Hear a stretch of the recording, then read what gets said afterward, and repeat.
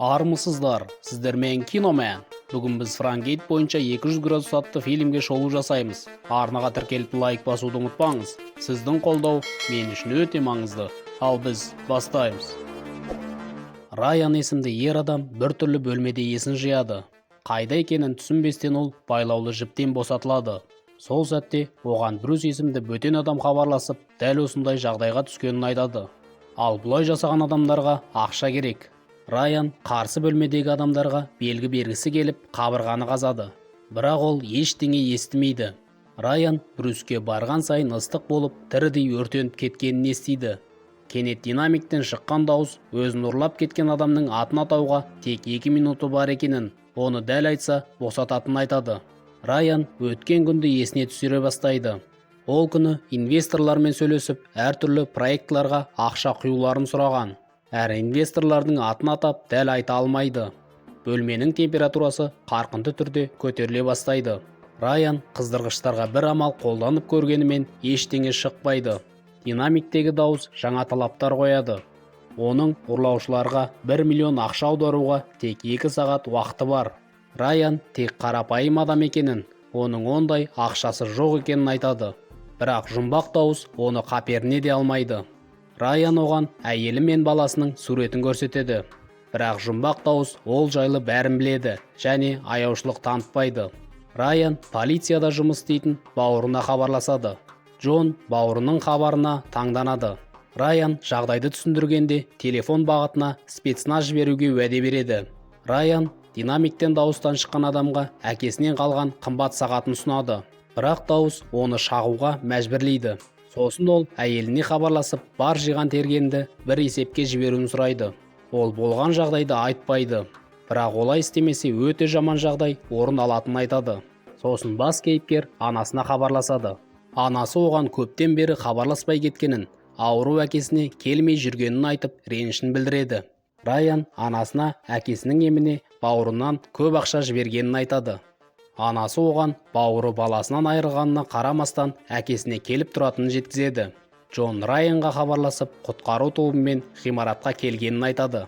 Бірақ артынша қуанышты бауырына қайта хабарласып, ұялыдан шыққан байланыс басқа жерді көрсеткенін, ол жерде бір жазба қалдырғанын, жазбада олар менде делінгені жеткізеді. Райанның үміті үзіле бастайды. Ол әйеліне хабарласқанда, әйелі үйде біреу бар екенін, әрі оны да ұрлап кете ма деп қатты қорқып тұрғанын айтады. Байланыс үзіліп, қатты ысыту жүйесі іске қосылады. Райанға тағы да 900 мың жетпей тұрады. Сол сәтте ол байлармен жұмыс жасаған кездегі тәжірибесі көмектесе алатынын түсінеді. Сосын таныс инвесторына хабарласады. Ол ойдан жаңа компания жайлы ұсынысты тастайды. Өтірікті ойдан құрастырып, бұл керемет мүмкіндік екенін айтады. Инвестор бірден келісе кетеді. Бірақ әрі қарайғы ұсыныстарға қалған инвесторлар сене қоймайды. Көбісі бас тартады, бірақ келіскендері де болады. Ол барлық қаражатты жинап та қалғанда басқа хабарласар адамы да қалмайды. Қатты ыстықтан ол есінен танып қалады. Ол есін жиғанда бауыры хабарласып, әлі де таба алмай жатқандарын хабарлайды. Райанның тірі шығатын үміті қалмады. Сол сәтте оған тағы бір инвестор хабарласып, жобаға тағы да ақша қосатынын жеткізеді. Солай Райан толық қаражатты жинайды. Бірақ ұрлаушы қыздыру жүйесін өшірмейді. Дауыс оған бөтен адамдардың емес, өзіңнің ақшаңды аударуын айтқан. Әрі оның ақшасы бар екенін білетін, бірақ оның ақшасы жоқ адамдарша түр бермегенін айтады. Дауыс барлық ақиқатты айтады. Райанның басқалардан жасырған 4 миллион бар екенін, бірақ өзінің ақшасын бермей, бөтендердің ақшасын ұсынғанын айтып, енді ереже өзгереді дейді. Енді Райанның 4 миллионды аударуға бар болғаны 5 минут уақыты бар. Ұрлаушының Райан жайлы ақпараты ғана емес, сонымен қатар банктегі жинағының құпия саны да бар. Ол Райанға тек мүмкіндік берген. Райан банкке хабарласып, ақшаны аударады. Ысыту жүйесі өшіп, таза ауа кіре бастайды. Бірақ оны ешкім босатқалы жатқан жоқ. Райан есінен танып жатқанда сумен қорап тастап кеткен.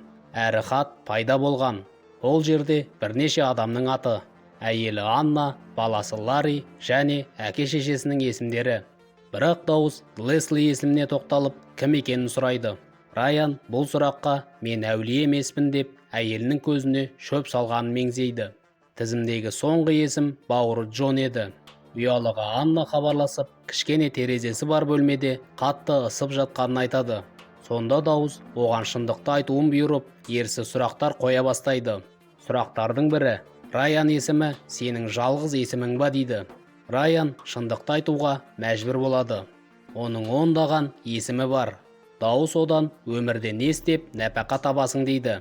Әйелінің қиналған дауысын естіп, ол адамдарды алдап күн көретінін айтады. Қораптан ол жүзігі бар саусақ пен тапанша табады. Сосын Леслидің түсінбей жатқан дауысы естіледі. Екі қыз бірін-бірі естіп тұрғандықтан Райан шындықты айтуға мәжбүр болады. Оның екі әйелі бар. Лесли оған тек ақша үшін керек, бірақ Аннаны шын сүйеді. Ол кінәсін мойындап кешірім сұрайды.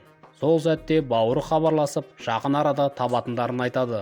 Бірақ Райан енді бұл маңызды емес дейді. Дауыстың соңғы талабы ол тапаншаны алып өзін өзі өлтіреді, немесе екі әйелі де қаза табады. Бас кейіпкер еш ойланбастан тапанша тетігін басады, бірақ оқ атылмайды. Ол дұрыс таңдау жасады. Есік ашылады. Сосын тапанша ұстаған бауыры келеді. Райан бауыры бұлай тез келмейтінін аңғарып, барлығы сол жасағанын түсініп, неге деп сұрайды. Джонның баласы қайтыс болған. Оны құтқару үшін ақша керек болған. Ал Райан оның қашан көмек сұрағанын да білмейді. Бауыры одан ақша сұрағанда ол тіптен не үшін екенін сұрамаған. Бұған жауап ретінде Райан оған бір сұрақ қояды. Ақша не үшін керек екенін неге айтпадың дейді. Оған Джон оны өзің түсінуің керек еді дейді. Оның үстіне екі әйелі де барлығын біліп, қойылымды қоюға көмектескен. Олар оған сабақ беріп, ақша алғылары келген. Бірақ Райан оларды пысқырмайды. Анна күйеуін кешірмек, өйткені ол барлығын мойындап кешірім сұрады. Бірақ екінші әйелі олай болмайды деп Аннаны атып тастайды. Артынан Джон Леслиді өлтіріп, бауырына барлығын жасырып, ұмытуды ұсынады. Бірақ Райан басқаша ойлайды. Өйткені ұрлаушының кім екенін басынан ақ біліп қойған. Оны Анна мен ұялы байланыс кезінде сезіп қойған. Анна өзін де ұрлап кете ма деп қорқатынын айтқан. Бірақ Райан өзін ұрлағаны туралы айтпаған. Әрі ол сақтандыру жасап, ақшаны оңай қайтара алады. Әрі қарай Райан бауырын әрі екі әйелін бөлмеге қамап, ысыту жүйесін іске қосады. Өзі ғимараттан шығып, жөніне кете береді. Осылай фильм аяқталады. Арнаға тіркеліп лайк басып комментарий жазуды ұмытпаңыз. Сіздермен Киномен.